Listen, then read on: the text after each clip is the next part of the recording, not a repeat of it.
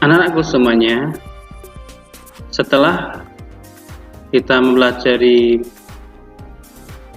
perundingan yang berakhir dengan konferensi meja bundar penyerahan kedaulatan Belanda terhadap Indonesia, kita lanjutkan yaitu upaya bangsa Indonesia meningkatkan kesejahteraan rakyat di masa awal kemerdekaan Indonesia. Artinya perjuangan Indonesia terus berlanjut.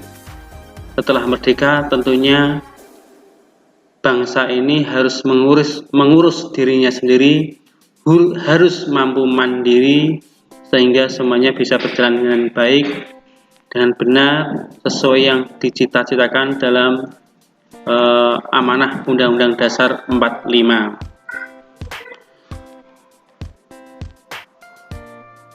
Pada awal berdirinya Republik Indonesia ini, keadaan ekonomi Indonesia sangat buruk. Hal ini disebabkan oleh berbagai hal, di antaranya harga barang-barang mahal akibat inflasi dan adanya blokade ekonomi oleh Belanda. Berbagai upaya dilakukan oleh pemerintah beserta rakyat untuk meningkatkan kesejahteraan. Di antaranya, yang pertama, pinjaman nasional. Program pinjaman nasional ini dilaksanakan oleh Menteri Keuangan, yaitu Insinyur Surahman. Pinjaman nasional akan dibayar kembali selama jangka waktu 40 tahun. Kedua, konferensi ekonomi. Konferensi ini dihadiri oleh para cendekiawan, para gubernur, dan para pejabat lainnya yang bertanggung jawab langsung mengenai masalah ekonomi di Jawa. Konferensi ini dipimpin oleh Menteri Kemakmuran, yaitu Insinyur Darmawan Mangunkusumo. Tujuan konferensi ini untuk memperoleh kesepakatan yang bulat dalam menanggulangi masalah-masalah ekonomi yang mendesak, seperti masa produksi dan distribusi makanan, sandang, serta status dan administrasi perkebunan. Selanjutnya, ketiga, pembentukan Badan Perancang Ekonomi. Pembentukan badan ini atas inisiatif Menteri Kemakmuran, Dr. A. K. Ghani.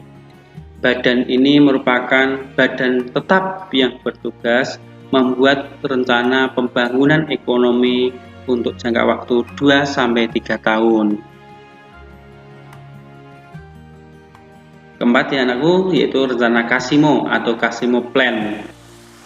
Program ini disusun oleh Menteri Urusan Bahan Makanan I.J. Kasimo.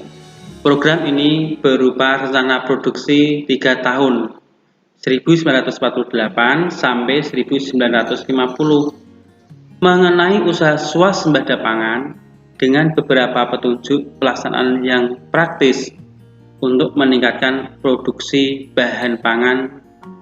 Dalam program ini, Kasimo menyarankan agar 1. Menanami tanah-tanah kosong di Sumatera Timur seluas 281.277 hektar. Kemudian di Jawa dilakukan intensifikasi dengan menanam bibit unggul. 3. Pencegahan penyembelihan hewan-hewan yang berperan penting bagi produksi pangan. Ya, contohnya sapi. Ya, sapi bisa digunakan petani untuk membantu mengolah tanah. Ya. Atau juga diambil susunya. Kemudian kambing. Kambing juga, kambing yang betina tidak disembelih dulu. Artinya biar berkembang biak banyak untuk mendukung peternakan ataupun ekonomi yang lainnya. Kemudian rencana Kasimo yang lain yaitu di setiap desa dibentuk kebun-kebun bibit.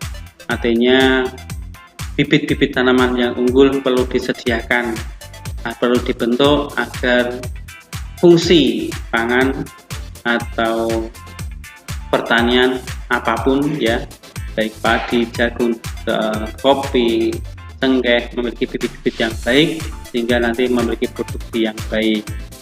Nah, terakhir program transmigrasi, artinya perpindahan penduduk dari pulau yang satu ke pulau yang lain, dari pulau yang sangat padat penduduknya ke pulau yang jarang penduduknya. Ini untuk pemerataan pembangunan. Kemudian usaha-usaha ekonomi yang selanjutnya yaitu Persatuan Tenaga Ekonomi. Organisasi yang dipimpin BR Motik ini bertujuan untuk menggiatkan kembali partisipasi pengusaha swasta dengan dibentuknya PTE.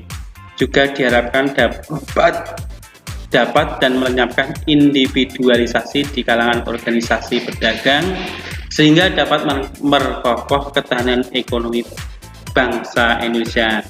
Jika organisasi ini dibentuk sangat tepat. Kenapa? Biar untuk melenyapkan individualisasi, monopoli. Jangan sampai usaha-usaha yang bersifat mencukupi kebutuhan umum, yang bersifat untuk kepentingan umum dikuasai individual, dimonopoli. Ini tidak diperkenankan. Maka dibentuklah Pusat Tenaga Ekonomi ini agar memperkokoh ketahanan ekonomi bangsa Indonesia. Terima kasih. Assalamualaikum warahmatullahi wabarakatuh.